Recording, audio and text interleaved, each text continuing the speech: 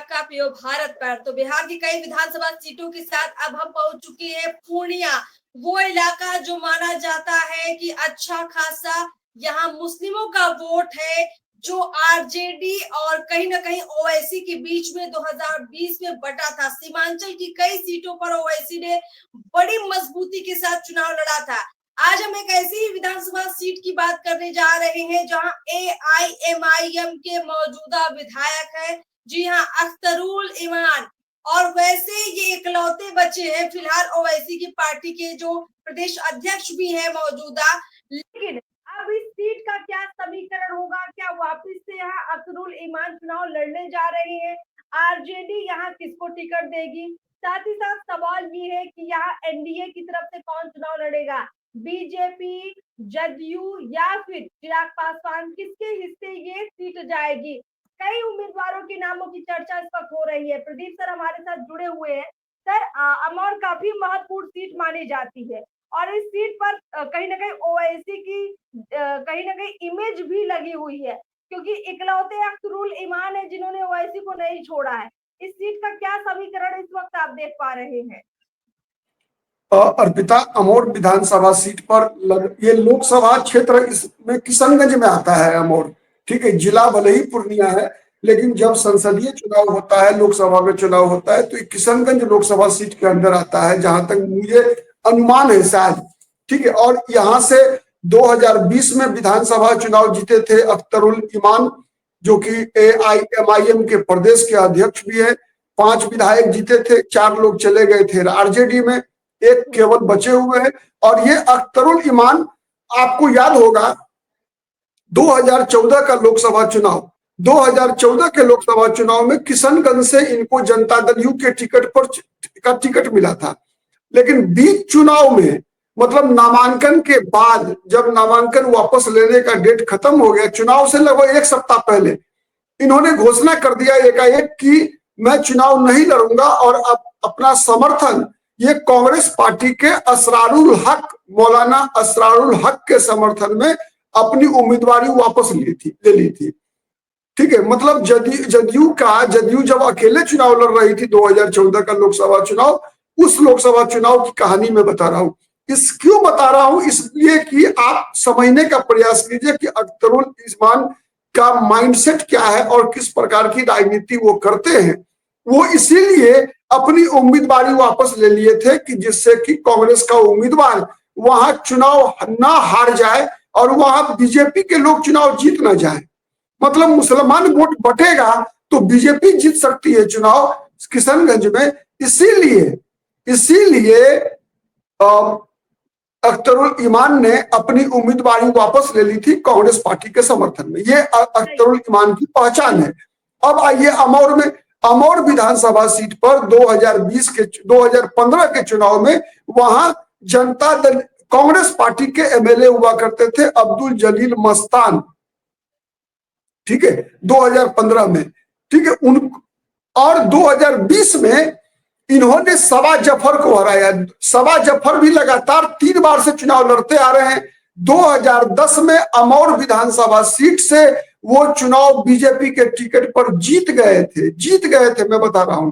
इसलिए जीत गए थे कि उस समय में 2010 का जो विधानसभा चुनाव हुआ था, उस चुनाव में एकमात्र चुनाव है जब नीतीश कुमार की पार्टी को भी मुसलमानों ने वोट दिया था।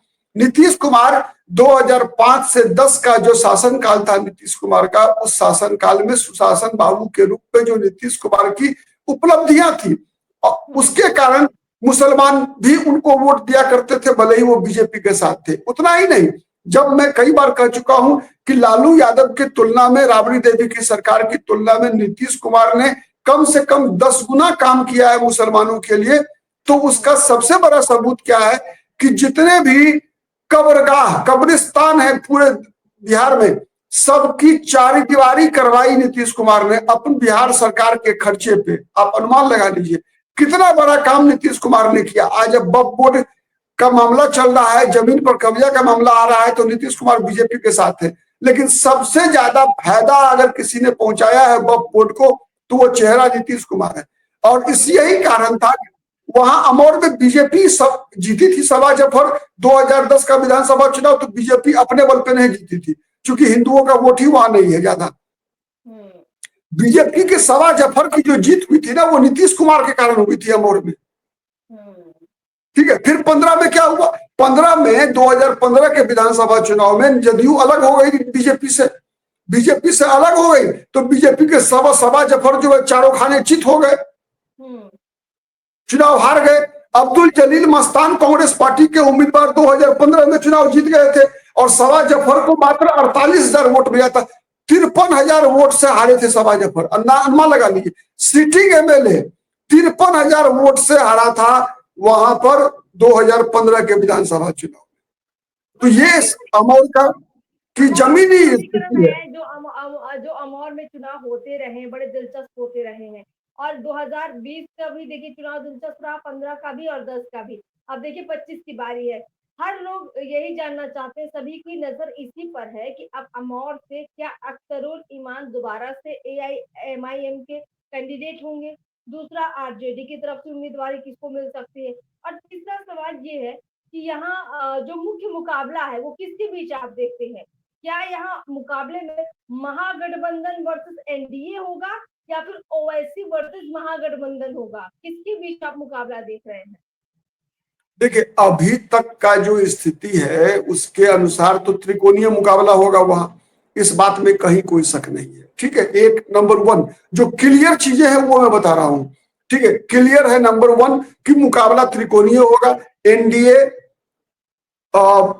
महागठबंधन और अख्तरुल इमान शाहीन के बीच त्रिकोणीय मुकाबला होगा, इसमें कहीं कोई शक नहीं है। नंबर 1। नंबर 2, एनडीए से जदयू का ही उम्मीदवार होगा, इसकी भी गारंटी है। बीजेपी वहां नहीं लड़ने जा रही है। ठीक है, इसलिए कि मैं बताऊं, जब 2010 में भी मुझे याद है, जब सबा जफर को टिकट मिला था तो कहा गया था कि सिंबल बीजेपी का है, लेकिन सबा जफर उम्मीदवार नीतीश कुमार के हैं। ठीक है, और सबा जफर इस बार फिर से जदयू के उम्मीदवार है या कोई और नाम चर्चा में है? अब जो भी लड़े, सबा जफर ज्यादा उम्मीद लड़ सकते हैं। शायद सबा जफर का कंफर्म नहीं हूं। जो कोई भी लड़े, सबा जदयू लड़ेगी वहां से। अर्पिता, ये तय है, जदयू लड़ेगी एनडीए से, ये बात तय है। तीसरा एक और चीज तय है कि महागठबंधन से कांग्रेस पार्टी ही लड़ेगी वो चुनाव वहां से। वहां के सामने खुद आरजेडी आना नहीं चाहती है, क्योंकि यहाँ हाँ, आरजेडी जो है, जो वहां का स्थानीय समीकरण है ना, उसके आधार पर न आरजेडी आना चाहेगी वहां और न बीजेपी आना चाहेगी वहां। बिल्कुल, इसको कंक्लूड करती हूँ। देखिए, अमौर विधानसभा सीट बड़ी दिलचस्प विधानसभा सीट इसलिए भी बन गई है क्योंकि ये एक ऐसी सीट है जहां खुद ओवैसी के सामने, ओवैसी की पार्टी के सामने तेजस्वी यादव नहीं आना चाहते हैं, क्योंकि तेजस्वी यादव को खुला चैलेंज ओवैसी ने दिया है कि बदला लेंगे। और ये एक ऐसी सीट है जहां मुझे लगता है अगर आरजेडी खुद चुनाव में उतरेगी तो सीधे सीधे उनको हार का सामना करना पड़ सकता है, क्योंकि ओवैसी अपनी पूरी जी जान लगा देंगे कि यहाँ तेजस्वी किसी भी हाल में, किसी भी सूरत में चुनाव नहीं जीते, क्योंकि 4 विधायक उनकी पार्टी के छीन कर तेजस्वी बैठे हुए हैं और तेजस्वी भी शायद इसीलिए बचेंगे इस सीट पर। दूसरी बड़ी बात कि महागठबंधन से अगर ये सीट कांग्रेस को जाती है तब जनता के सामने दोनों जो कैंडिडेट होंगे, चाहे वो AIMIM के हो या कांग्रेस के हो, दोनों बड़े महत्वपूर्ण हो जाएंगे। ऐसे में मुकाबला 19-20 का रहेगा। ऐसे में क्लियर फाइट दिखेगी और ये नहीं लगेगा कि सिर्फ ओवैसी की पार्टी जीत रही है या सिर्फ कांग्रेस जीत रही है। क्या प्रदीप जी, फाइनल कमेंट इसी पर आपका कि अगर कांग्रेस और AIMIM दोनों यानी ओवैसी दोनों आमने सामने होंगे, अमौर विधानसभा में उम्मीदवार सामने होंगे, तो ज्यादा झुकाव जनता का किसकी तरफ होगा? देखिए, ज्यादा झुकाव मुझे लगता है वहां पर कि अमौर में अख्तरुल इमान शाहीन को सहानुभूति का लाभ मिलेगा। क्यों मिलेगा मैं बताऊं, इसलिए कि जब ओवैसी उनके लिए पूरी ताकत लगाएंगे अख्तरुल इमान के लिए, चूंकि इमान ने अपना ईमान नहीं बेचा था। और ओवैसी की भाषा में मैं बता रहा हूं, जैसा ओवैसी का आरोप है कि उनके 4 विधायकों ने अपना ईमान बेच लिया था, राजद में जाकर राजद से के हाथों बिक गए थे, ऐसा ओवैसी का आरोप है। और तो ओवैसी ये भी मानते हैं ना कि अख्तरुल ईमान ने अपना ईमान नहीं बेचा, सच्चा मुसलमान की तरह अख्तरुल ईमान इत्तेहादुल मुसलमीन के साथ रहा, तो इसका इनाम जो है कम से कम सहानुभूति के रूप में वहां पर मुसलमान मतदाताओं का साथ अख्तरुल ईमान को मिलेगा, ऐसा मेरा मानना है आज अभी स्थिति वर्तमान में। ठीक है। दूसरा मैं बताऊं, दूसरा वहां पर एक चीज देखना पड़ेगा कि वहां उस सीट पर कांग्रेस पार्टी किसको लड़ाती है। अगर कांग्रेस कोई नया चेहरा लेकर आए और उस नए चेहरे के पीछे पप्पू यादव, कन्हैया कुमार, राहुल गांधी का मेहनत होता है, तो हो सकता है कि परिणाम में कोई परिवर्तन भी देखने को मिले। और तीसरा, जदयू भी किसको उम्मीदवार बनाती है, जिस किसी को भी उम्मीदवार बनाती है जदयू, तो क्या वो वोट काटने में सक्षम है, किस सीमा तक जाकर वो वोट काट पाता है, तो परिणाम उस पर निर्भर करेगा। लेकिन अगर आप पूछेंगे कि एज बढ़त किसको है, तो प्राइमा फेसी बढ़त मुझे उस सीट पे अख्तरुल ईमान को दिख रहा है।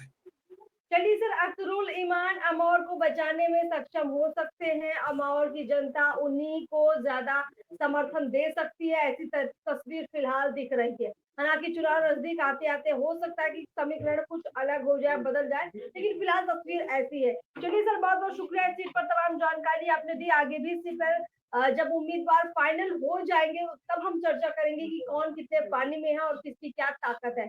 बहुत बहुत शुक्रिया सर, हमसे बातचीत करने के लिए बहुत बहुत शुक्रिया।